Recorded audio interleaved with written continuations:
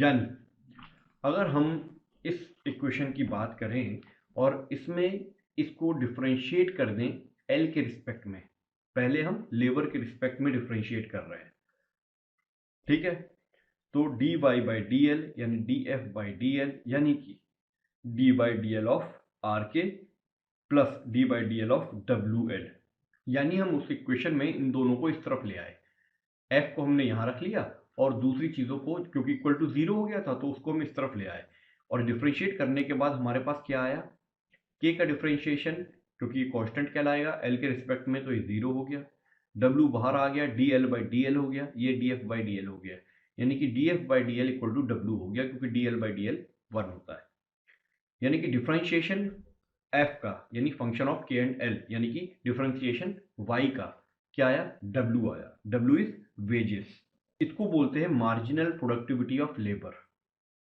यानी जब हमने अपने प्रोडक्शन फंक्शन को लेबर के रिस्पेक्ट में डिफरेंशिएट किया तो हमको मार्जिनल प्रोडक्टिविटी मिली, किसकी, लेबर की, उसका नाम रख दिया हमने डब्ल्यू, उसको बोलते हैं वेजेस। क्लियर। और अगर हम इसमें एफ की वैल्यू पुट करें तो क्या होता है, D by D L of K alpha L power 1 minus alpha, K alpha क्या है, कांस्टेंट, ओके, तो के अल्फा बाहर निकाल लिया, एल पावर 1 माइनस एल्फा का डिफरेंशिएशन होगा तो क्या होगा, 1 माइनस एल्फा बाहर आ जाएगा, यानी कि के अल्फा और 1 माइनस एल्फा बाहर आ गया, और D by D L of L power 1 minus alpha क्या होगा, 1 माइनस एल्फा तो हमने बाहर ले लिया, फिर एक और -1 हो जाता है फॉर्मूले के हिसाब से, डिफरेंशिएशन का बेसिक फॉर्मूला है, कहीं से भी आप सीख सकते हैं, यानी कि के power alpha 1 minus alpha, alpha power 1 minus alpha और एल पावर माइनस एल्फा, इस तरीके से भी लिख सकते हैं। इसका मतलब ये हुआ कि हम के पावर अल्फा और एल पावर 1 माइनस अल्फा को एक साथ लिख देते हैं, 1 माइनस अल्फा को यहाँ और एल पावर -1 को यहाँ। इसका मतलब क्या हुआ कि हमने इस पूरे की वैल्यू कितनी है हमारे पास, y, वो लिख दी यहाँ पर, और एल पावर -1 क्या होता है, 1 अपॉन एल, रेसिप्रोकल हो जाता है एल का, और 1 माइनस अल्फा वहीं का वहीं, यानी कि D F by D L की वैल्यू ये हो सकती है। और यहाँ पर यदि हम इसको पुट कर दें इस जगह पर तो क्या हो जाएगा हमारे पास, वेजेस किसके बराबर हो गए, D F by D L के, यानी कि 1 minus alpha Y upon L के।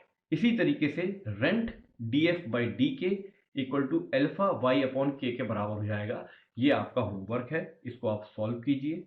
मेरा नंबर व्हाट्सएप का डिस्क्रिप्शन में रहता है, जिसमें मैंने डोनेशन की लिंक दी है। हाँ, डोनेशन से मुझे याद आया कि donation is not compulsion, donation केवल इसलिए दिया गया है वो लिंक, ताकि आपको यदि करना हो, किसी के पास पैसे हैं ज़्यादा और वो लगता है उसे कि वो देना चाहता है, तो उसके लिए है।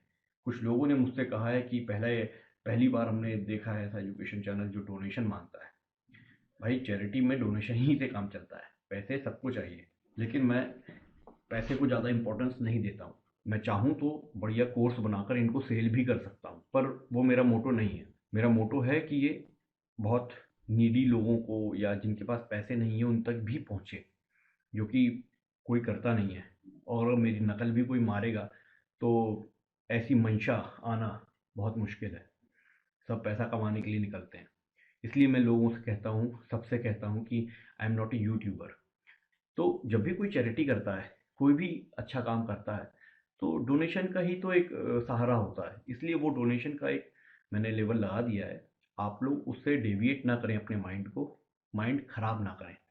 ओके, देना हो दीजिए, नहीं देना हो तो वो सब कुछ अवेलेबल है फ्री में, एवरीथिंग इज़ अवेलेबल आपके लिए है ये, और ये आगे भी आता रहेगा जैसे जैसे मुझे समय मिलेगा। तो मैं जितना हो सकता है मैं उसको यहाँ प्रोड्यूस करते रहता हूँ।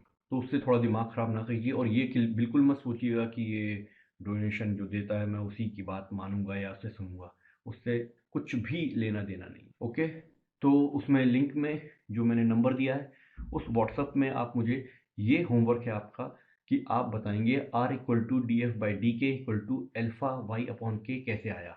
जिन लोगों को बनता है उनसे नहीं कह रहा हूँ मैं, जिनका मैथमेटिक्स स्ट्रांग है वो मुझे व्हाट्सअप ना करें, ख़ास तौर से वो लोग करें जिनका मैथ कमज़ोर है, डिफरेंशिएशन कभी नहीं किया, उनके लिए थोड़ा सा एक काम दे दिया है मैंने। तो R इक्वल टू ये आ जाएगा, यानी कि R K plus W L equal to Y होता है। आउटपुट क्या है, रेंट और वेजेस में बढ़ जाता है प्रॉफिट मैक्सिमाइजेशन के टाइम पर। तो डब्ल्यू एल अपॉन वाई क्या होता है, 1 माइनस अल्फा। ये कहाँ से आया, इस पहले वाले इक्वेशन से। डब्ल्यू के साथ हमने एल ले लिया और वाई नीचे ले आए तो 1 माइनस अल्फा हो गया।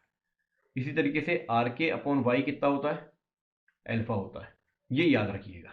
इसको हम ये भी कह सकते हैं कि जो लेबर का शेयर है वो है 1 माइनस अल्फा, और जो कैपिटल का शेयर है वो है अल्फा। किसमें, आउटपुट में। आउटपुट में लेबर्स का या कैपिटल का शेयर है, ये कितना परसेंट इन लोगों ने सहयोग किया है आउटपुट को लाने में। इनको हम फैक्टर शेयर्स भी बोल सकते हैं। और ये एक पर्टिकुलर टाइम पीरियड में कांस्टेंट ही होते हैं। क्यों कांस्टेंट होते हैं, ये आपको मैंने पिछले वीडियो में बताया था, कैल्डोर के स्टाइलिस्ट फैक्ट्स। ये स्टाइलिस्ट फैक्ट्स मतलब पर्टिकुलर डेटा लिया गया कई सालों का और ये निष्कर्ष निकाला गया कि ऐसा होता ही है प्रैक्टिकली। तो उसी हिसाब से हम ये मानते हैं कि ये लगभग कांस्टेंट ही रहता है। अब हमने जो प्रोडक्शन फंक्शन देखा है y इक्वल टू एफ के एल के power alpha L power 1 minus alpha, इसको हम इस तरीके से भी लिख सकते हैं। यानी हमने इसको l से डिवाइड कर दिया, y इक्वल टू एफ के एल को हमने l से डिवाइड कर दिया तो यहाँ 1 बचा k अपॉन अल्फा। यानी हमने ये क्यों किया, हम इसको ला रहे हैं आउटपुट पर लेबर या कैपिटल पर लेबर के फॉर्म में। यानी पर लेबर के हिसाब से आउटपुट कितना है, पर लेबर के हिसाब से कैपिटल कितना लगा है।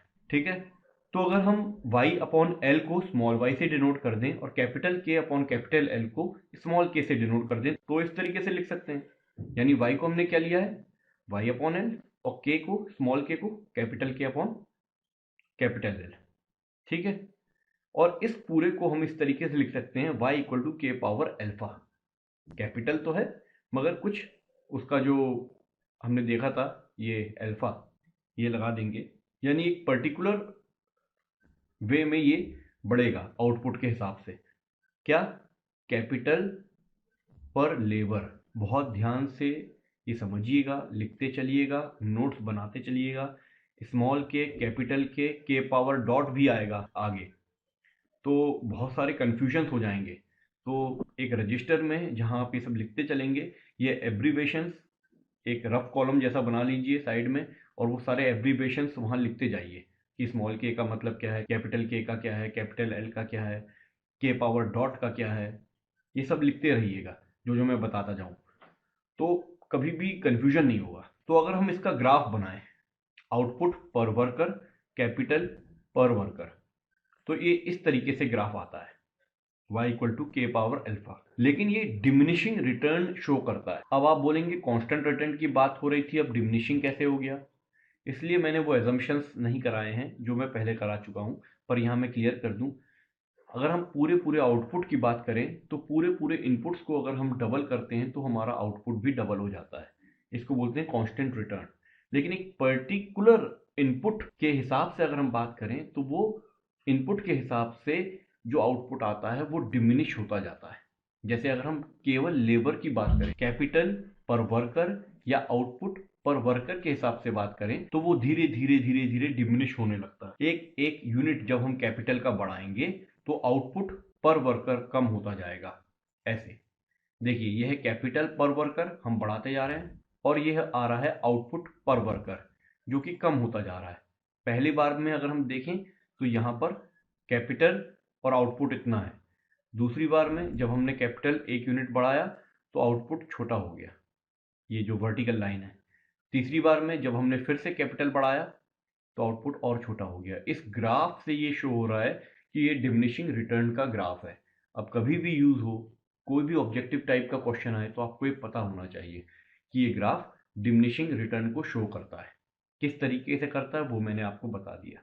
यानी जैसे जैसे हम वर्करों को बढ़ाते जाएंगे वैसे वैसे उनका आउटपुट धीरे धीरे कम होता जाएगा। ये अभी तक हम प्रोडक्शन फंक्शन की बात कर रहे थे। ये सारे इक्वेशंस जो आते जा रहे हैं ये आप याद रखिएगा, मार्क करते चलिए, इन सब का हम यूज करेंगे। इसको ऐसे भी समझ लीजिए, अभी तक जो हमने किया है, y आउटपुट है और दो उसके हिस्से होते हैं, एक वेजेस में जाता है, एक रेंट में जाता है, वेजेस जाता है वर्कर्स के पास, वर्कर्स उसको सेव करते हैं अपने पास, और रेंट जाता है एज ए प्रॉफिट ओनर्स के पास, उस प्रॉफिट में से भी वो सेव करते हैं। वो सेविंग्स फिर लगाई जाती हैं इन्वेस्टमेंट के रूप में, और उस इन्वेस्टमेंट में से कुछ हिस्सा डेप्रिसिएशन में कट जाता है। सपोज आपने कोई मशीन खरीदी है, तो उस मशीन की भी एक एज होगी, उसमें अगर आपने इन्वेस्ट किया है तो वो कैपिटल, जैसे आपने 1 लाख इन्वेस्ट किया है तो वो 1 लाख तो है ही जो आपने इस साल इन्वेस्ट किया है, लेकिन पहले से जो आप मशीन्स यूज़ कर रहे हैं वो डेप्रिशिएट भी हुई हैं, तो आपका इन्वेस्टमेंट कम हो जाएगा थोड़ा, क्योंकि आप उस डेप्रिसिएशन को भी हटाओगे इस बार के इन्वेस्टमेंट। यानी कहने का मतलब ये है कि जो सेविंग्स हुई हैं आउटपुट में से, वही बाद में बनती हैं इन्वेस्टमेंट।